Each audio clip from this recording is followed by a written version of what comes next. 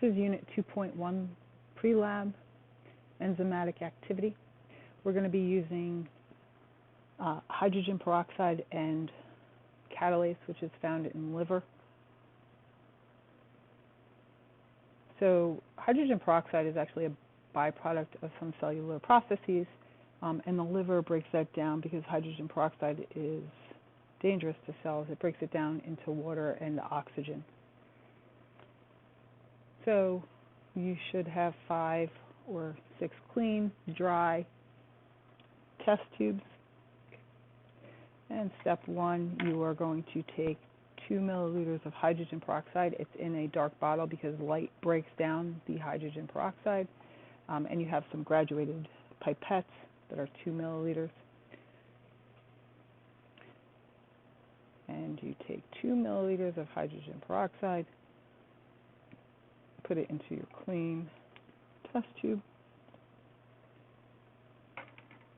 Procedure 2, you're going to use a scissor or probably a razor to chop up 9 pieces of liver into equal sizes. So you can use 2 pieces of the liver. If you get veins in this, it can be a little rough. Now the pieces you want to be small enough to fit easily into the test tube. So it'll be roughly that large.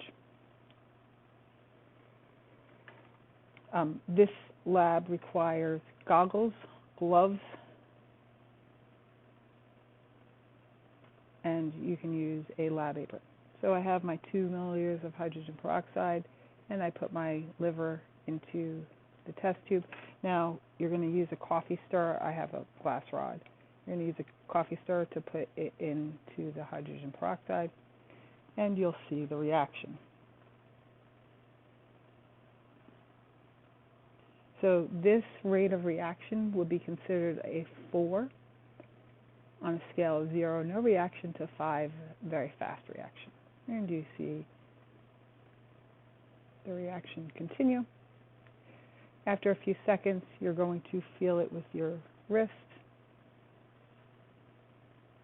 to see if it's hot or cold. So you're going to determine whether it's an endothermic or exothermic reaction. Don't do it right away because it needs enough time to generate or take away any heat. So you can feel it. Remember, an exothermic reaction, the test tube will get hot. An endothermic reaction, the test tube will get cold. All right, when the reaction is complete, you're going to pour the liquid into a different test tube. You can use your coffee stirrer to make sure that the liver stays in the original test tube, so you have the liquid that you just poured off and the liver. Take the liquid that you poured off. What do you think this liquid is, assuming that the reaction completed? So what do you think will happen if you add more liver? So you take a piece of liver, use your coffee stirrer, and watch the reaction and rate it on that same scale. Then you're going to take the liver that's left over from the reaction and add 2 milliliters of hydrogen peroxide. Rate your reaction. So then you're going to answer the question, is catalase, the enzyme, reusable?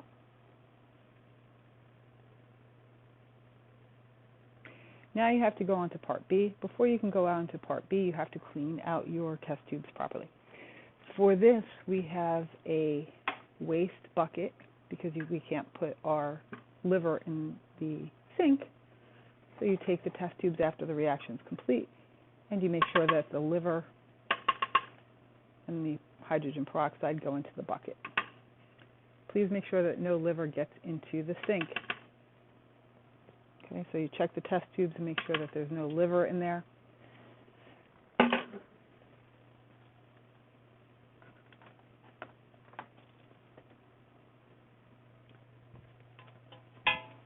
Then you're going to clean out the test tubes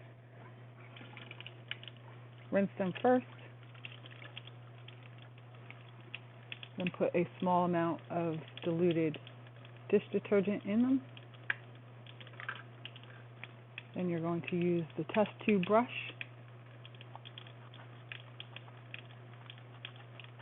making sure that you get any residual liver removed.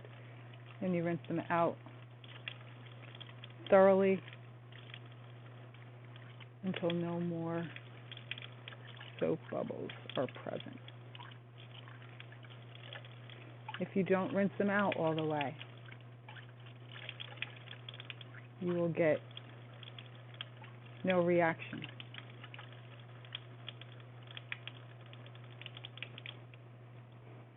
And you want to make sure that you get all the excess water out. And now we're going to part 2, part B.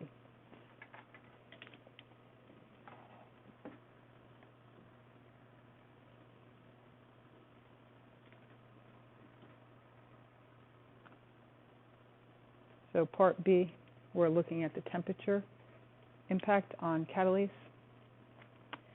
So you're going to take 2 of the 9 pieces that you cut,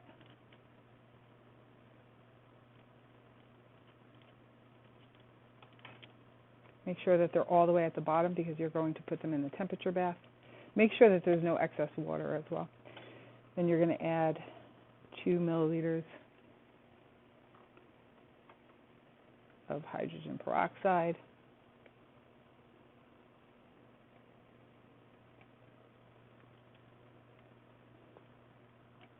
Then 1 set of hydrogen peroxide in liver goes into a warm water bath. The warm water will be in tea kettles. Make sure that it's not boiling. And then the other set will go in an ice bath.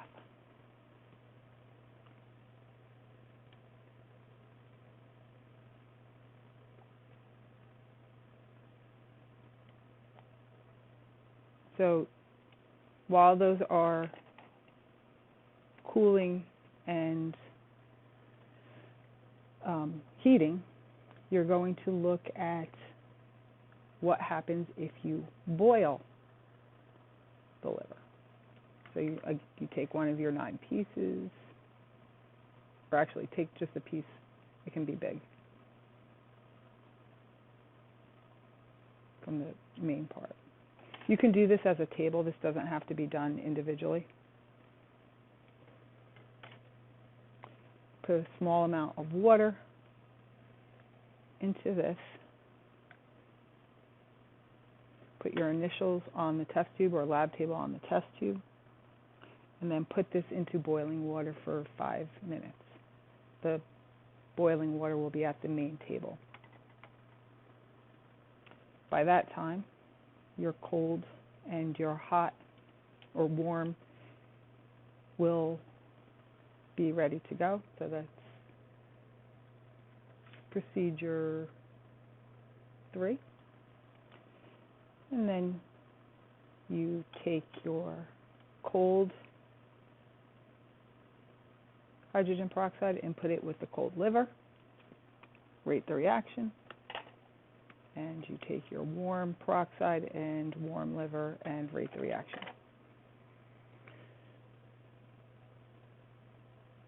Once the boiled liver is complete, is done, and has cooled down, or use test tube holders, you're going to bring it back to your table, add the hydrogen peroxide, and rate that reaction.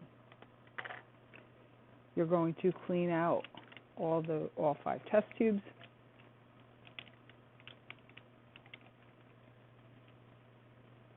Making sure to dump all the liver into the bucket.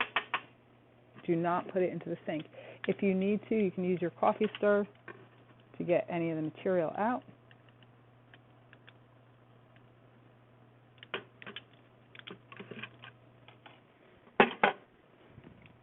And you're going to clean these thoroughly.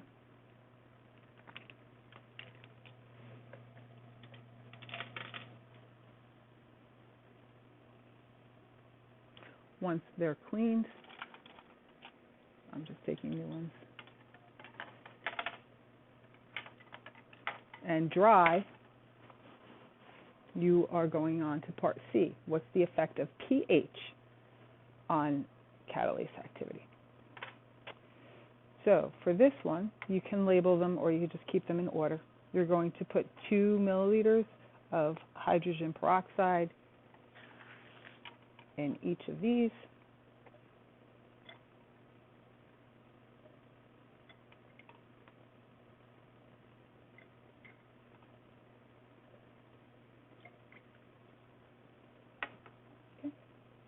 Then you are going to add solution to each one.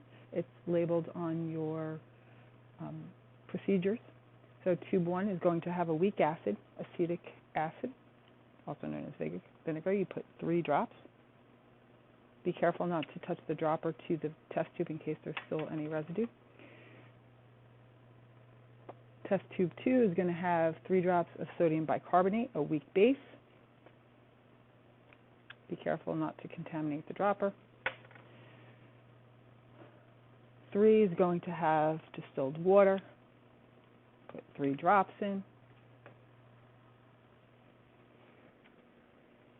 4 is sodium hydroxide, 3 drops. Be careful, this is a strong base. So you put 3 drops of the sodium hydroxide. And then test tube 5 is 3 drops of hydrochloric acid, again being careful with those. Then you're going to take 5 coffee stirrers or straws, and you're going to test the pH, just like we did with the pH lab yesterday. So you take 5 small pieces of pH paper. You take a clean coffee stirrer that you can later use to push the liver in. And then you test the pH and compare that pH to the color chart.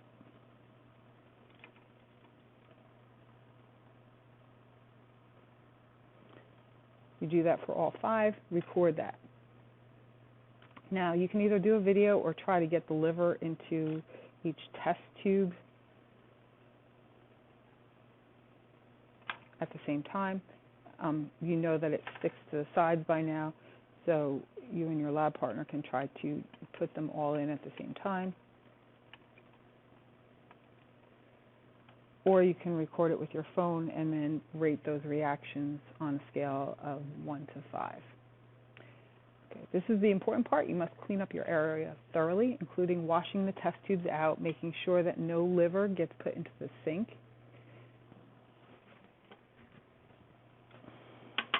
So make sure that the bucket has all the liver. Any solutions get poured into this bucket.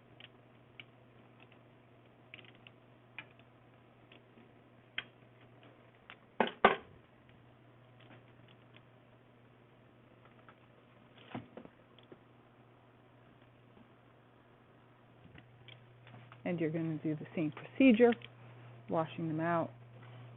Rinse them first with hot water. Put a few drops of, let's do that. Put a few drops of detergent in each one.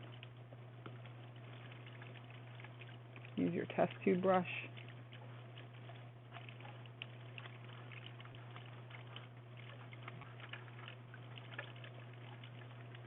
Make sure you rinse off your test tube brush to make sure that there's no liver residue on them. And then rinse the test tubes until they run clear. Remove any excess water. And then you're going to store them upside down on the test tube holder. Do not store them face up or opening up, otherwise they're not going to dry.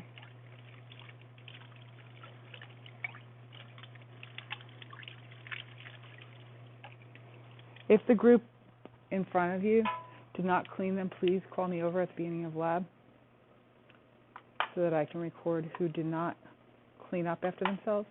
On top of cleaning the test tubes and putting them upside down on their rack. This one doesn't fit. You can also put them upside down there.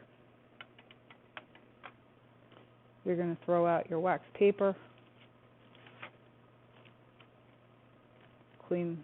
actually don't clean this off.